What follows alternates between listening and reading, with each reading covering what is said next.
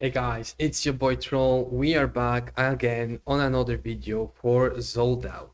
So I wanted to make like a small guide for you. I think I'm gonna do it in 2 episodes, basically going over most of the content in the game, giving you some tips and advice on what to do, not to do, etc. etc. So without any further ado, first of all, ignore all the boxes. I have a huge echo in the room. I had to put a box behind me so I can even record, and obviously I have even more boxes there. So again, ignore this, focus on the game, focus. And also make sure to scroll down, click that follow button, like, and yeah. So first of all, very important is obviously how you're gonna manage your currency. We're gonna have the rainbow gold bars, which is like diamond, primate currency, and then we're gonna have the gold. So when it comes to the primary, the primary, the exclusive currency, the pay to win currency, right? There's something very important you need to know. I would really recommend you to spend this specific currency for only 2 items.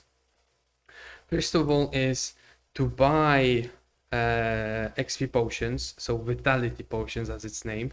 I would say buy at least 4 every days. If you can't buy 4 because you don't have the currency, buy as much as you can. And once you bought 4 of them, then you can only start looking at buying the pools for the gacha, basically, the gacha system. I really don't recommend on buying the weapon gacha. I really think it's just not worth it because simply everything you're gonna get from the weapons, you can just craft it. Right now, the best weapons I have is basically because I am crafting them, and it's just really not worth to pulling for weapons. At least from my experience so far, that's how it works. Maybe you had some amazing luck and you got some amazing weapons, but so far from what I saw, most of the weapons can be crafted. You just need to push the campaign and you'll be eventually able to farm them.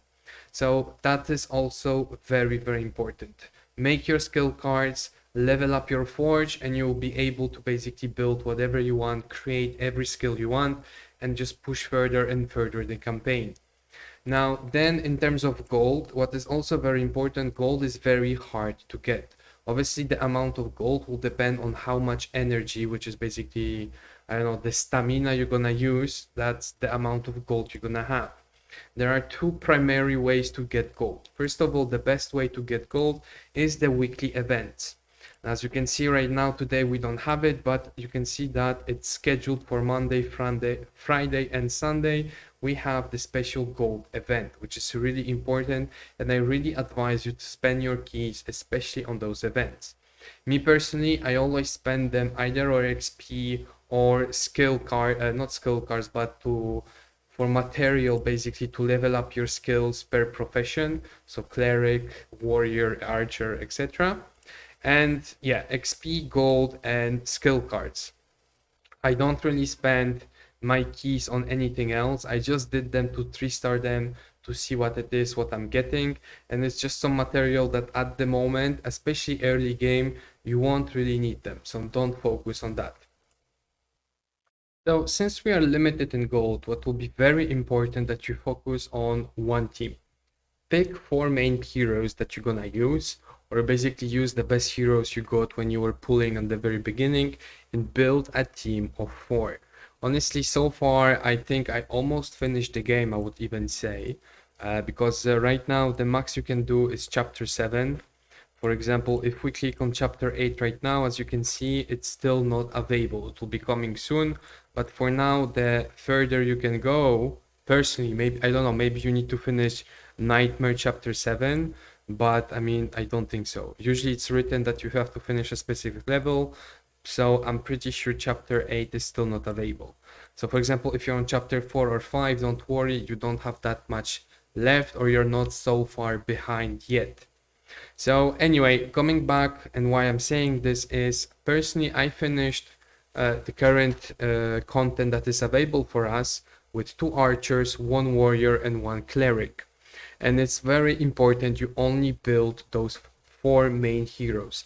Don't build multiple heroes, because having even 8, 9, 10 SSR units at level 50 will not push you far in the campaign. However, having your 4 main heroes at level 80, 90 will be way more beneficial than anything else. So pick 4 heroes, build them, and once they're full level 100, then you can start looking into something else.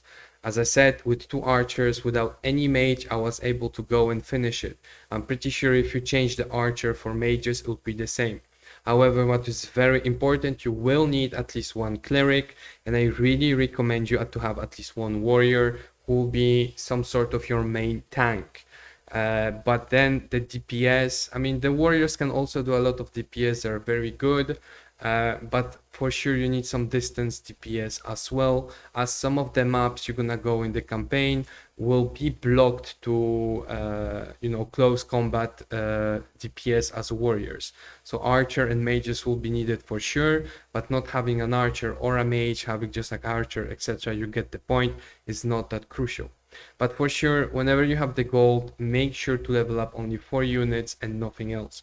It will cost you a lot of gold to level them up. As you can see, 130k just to go from 95 to 100. And this is also mostly because I'm using the small potions. If you use the bigger potions, it costs way less gold to do. For example, I don't think it's the archer here, right? No. But yeah, when you're gonna use, for example, those jars, if you use those jars, so the jars will be 30 instead of 72 smaller potions, it will obviously cost you way less gold.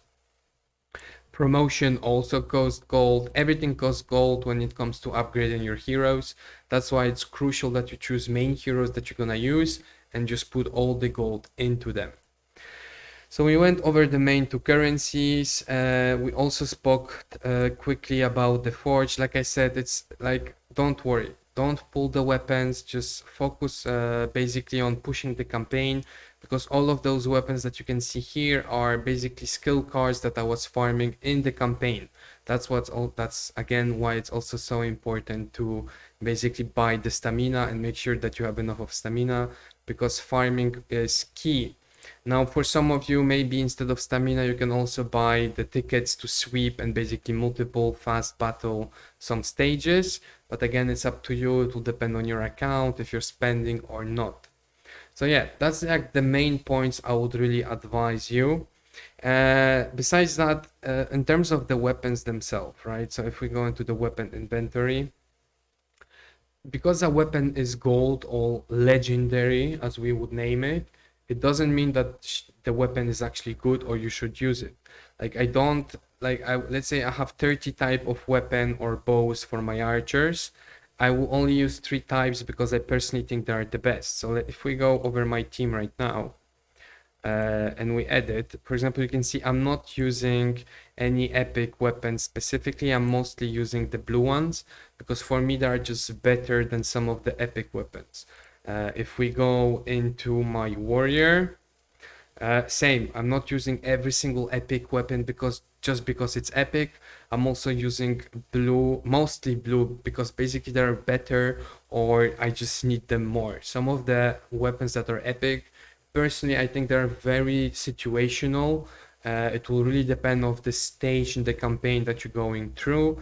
But overall, just to go through the campaign, just with blue weapons that you can obtain in the campaign, you're more than good to go. And yeah, I think that's like the most important points. I don't think there's any other things that is like really super important. I think we touched base on most of it. So yeah, let me know in the comments if there's anything else you want me to explain to you.